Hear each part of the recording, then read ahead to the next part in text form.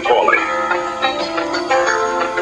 A super secret organization like the CIA is going to have secrets, but this sounded too bizarre to be true. Yet there it was, in print, in a respected newspaper. The accusation that the crack epidemic, which ravaged this country's cities, was spread with help from a secret army linked to the CIA. As you may recall, the story set off a firestorm of controversy. Then last month, a surprising twist. The newspaper which had first published this astounding story started to back away from it. Is the story true or not? Tonight, Bob McEwen takes a second look.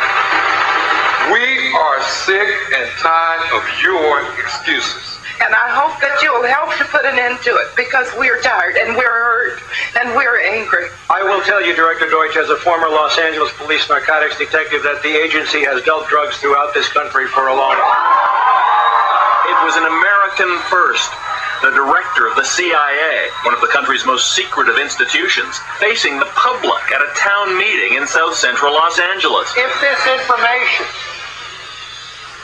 turns up wrongdoing, we will bring the people to justice and make them accountable. An extraordinary event in response to an extraordinary accusation that people working with the CIA had a hand in sparking the crack epidemic that has devastated America's inner cities. Those charges came from this man, reporter Gary Webb of the San Jose Mercury News. He became one of the most talked about journalists in the country. His story, the most controversial of the past year, because after investigating the origins of the crack epidemic, he claimed he found a link leading right to the CIA. Men who were working for the CIA's army were responsible for bringing all that cocaine into Los Angeles that sparked the crack epidemic. The CIA's army, Webb says, were the Contras, the anti-communist rebels fighting the government of Nicaragua back in the 1980s, an army founded and funded by the CIA. Webb wrote that some Contra supporters smuggled cocaine to America to raise money for their cause.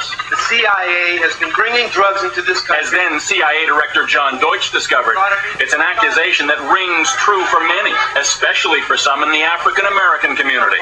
And Webb's story has taken on a life of its own. And Gary, on the talk show circuit and the internet, some have even gone beyond Webb's charges to accuse the CIA of conspiring to target young African Americans. So many times. Was the CIA willing to poison our cities with crack cocaine?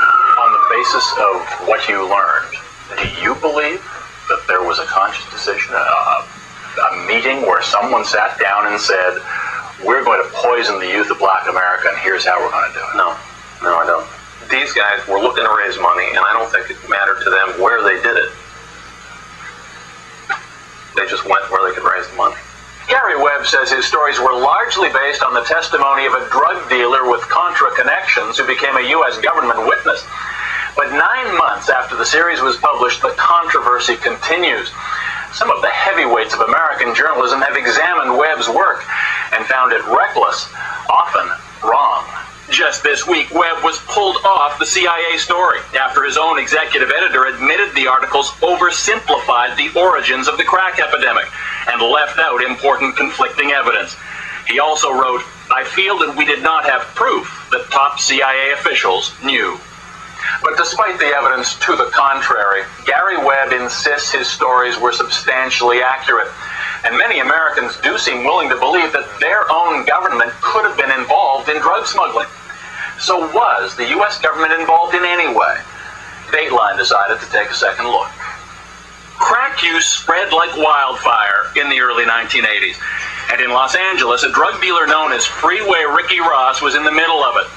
Prosecutors called Ross the Walmart of crack. He made millions in the early 80s dealing to Los Angeles street gangs. Police say he was among the first to take expensive cocaine powder and cook it into low-cost, highly addictive crack, then distribute it through the gangs. Webb says Freeway Ricky helped trigger an epidemic of human misery. It's destroyed our community. All the black men are in prison, most of us. Rick Ross is now serving a life sentence for cocaine distribution. The women are still strung on the drugs, kids without fathers, without mothers. And honestly, how much responsibility do you have for that? A lot.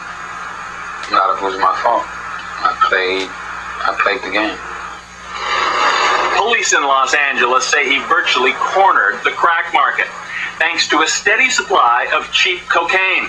A pipeline so good that Ross was able to introduce crack to other cities using his gang contacts and to make himself, he says, a very rich man. On your best day, how much money did you see? A couple million, 2, 3 maybe. A day. On a good day. How many days like that were there? A few. Quite a few. Rick Ross's drug supplier did have connections to the Contras. Dateline has been able to confirm that from former Contra leader Eden Pastora. And Pastora admits he received some aid from that drug supplier. But Pastora says he was not aware of any CIA drug connection. So we asked Gary Webb, where is the evidence the CIA knew of any drug dealing? You have to define the CIA.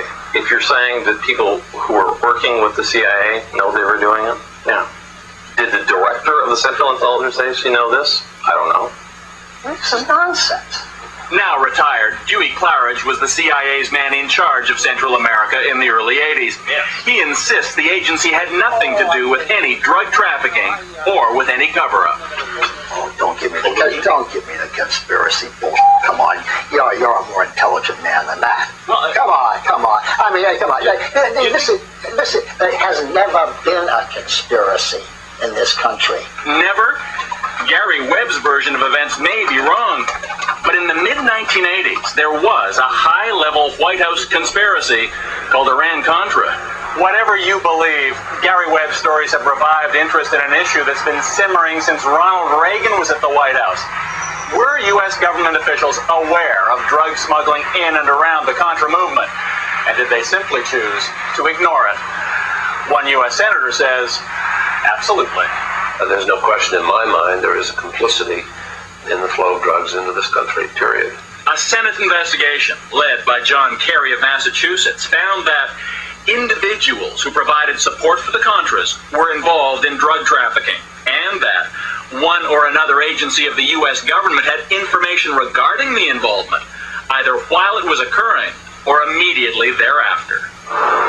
Incredibly, according to Senator Kerry, smugglers even used the U.S. government's own airlift operation at El Salvador's Ilopango airport to get cocaine back across the American border. This drug enforcement agent patrolled that same airport in the mid-80s. It was just non-stop traffic coming and going, and nobody ever inspected their planes or their cargo or whatever. Cele Castillo told Dateline he observed rampant drug smuggling at that airport. Well, what we had Contra pilots flying out of Ilopango, smuggling drugs into the U.S., cocaine specifically. He claims the smuggling was so open it had to be condoned by the U.S. government. Castillo says planes would arrive filled with supplies for the Contras, then leave carrying cocaine for America, bound for military airfields in Florida and Texas, offloaded out of sight of the law, then shipped to California and other points in the U.S. And there's more. Castillo says when he reported all of this to his bosses at the DEA, he was told to ignore it. So you were told point blank? Point blank, stay away from it. It's a covert operation being run by the White House. In a letter to Dateline, the Drug Enforcement Administration said it has vigorously investigated, and no evidence has ever been found to substantiate Mr. Castillo's charges. As for the CIA, it's denied ever aiding or condoning drug smuggling. Reports were reaching the highest councils of our government in the White House and in the Justice Department. There is no question of that. I can document that. The White House and Justice Department disputed Kerry's report at the time, but he still believes some government officials turned a blind eye towards drug dealing in the mid-1980s, after the time at the heart of Gary Webb's stories. There were no indictments or prosecutions. And ultimately, those allegations of drug smuggling became just a footnote in the scandal known as Iran-Contra. According to Kerry, at the time, American officials were more afraid of the evils of communism than the ravages of crack cocaine. I'll tell you, South Central Los Angeles and every other city in America are owed an explanation. People knew that drug trafficking was getting mixed up in the flow of weapons. People knew there were bad types involved in this operation. They didn't turn off the spigot. That's plain and simple. The CIA is reviewing the charges made by Webb and says it will conclude its investigation by the end of the year. The House Select Committee on Intelligence says it will issue its own report and that its investigation will not be affected by the Mercury News' reevaluation of its series.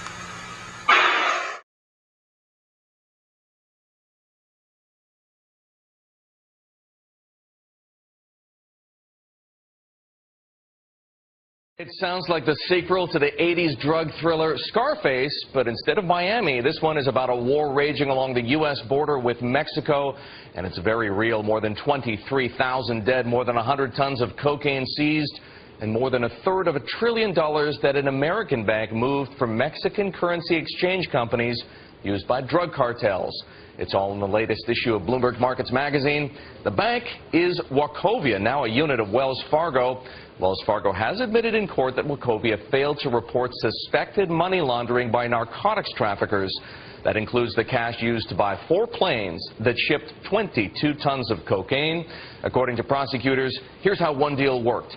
Drug smugglers in Mexico City wired $300,000 from a currency exchange to a Wachovia branch in Miami. Then they wired money from that branch to a Bank of America branch in Oklahoma City. The money was used to buy a DC-9, which then flew from St. Petersburg, Florida, to Caracas. The plane then transported 5.7 tons of cocaine, valued at about $100 million, to Mexico. There, the crew was arrested. Wachovia has admitted it didn't do enough to spot illicit funds while handling $378 billion from Mexican currency exchange firms over a 3-year period. Wells Fargo, Wachovia's new owner, has paid $160 million in fines and penalties. If Wells Fargo keeps its pledge to improve its anti-money laundering procedures, prosecutors have promised to drop all charges. Fascinating story, Monica. Thank you. Well, joining me now is the author of that article in Bloomberg Markets magazine, Michael Smith. He's on the phone right now from Santiago, Chile. And Michael, thanks for joining us. And, you know, reading about Wachovia's involvement in this, why was it a target of these Mexican drug cartels? Well, I don't know if Wachovia itself was a target. It's more the currency exchange houses which were banked by Wachovia. And it's a very vulnerable industry, and it was open to corruption, and they got in there and found a bank willing to move money for them around the world, wherever they needed to move money. And what happened at Wachovia? I mean, why did their anti-money laundering efforts fail here? Well, if you look at the deferred prosecution agreement, you'll see that they understaffed their compliance department, which was in charge of overseeing and watching over all this money for suspicious transactions. But more importantly, there was a conflict between the people who ran the business and the people who were supposed to watch over for suspicious activity. There were several warnings by the compliance people they had on staff that these cartels were using the bank to launder money, and they were basically vetoed by the people who ran the businesses. But why was that? What do you mean conflict? Well, because the people that were running this business, which is called correspondent banking, in other words, handling all these transfers and charging fees, you know, they're compensated for volumes of business. And so when the compliance people said, hey, you should close these accounts, we're suspicious, you know, my impression was that they were thinking more about their bonuses and not really thinking hard about what was going on. Right. They were thinking that they were going to make a lot of money, though, out of the transfer of this cash. Exactly. Michael, could any bank, though, in the U.S. here, I mean, couldn't any bank be susceptible to this? Yes, all banks are susceptible, and all banks have massive, any big, you know, reputable bank has a significant compliance department.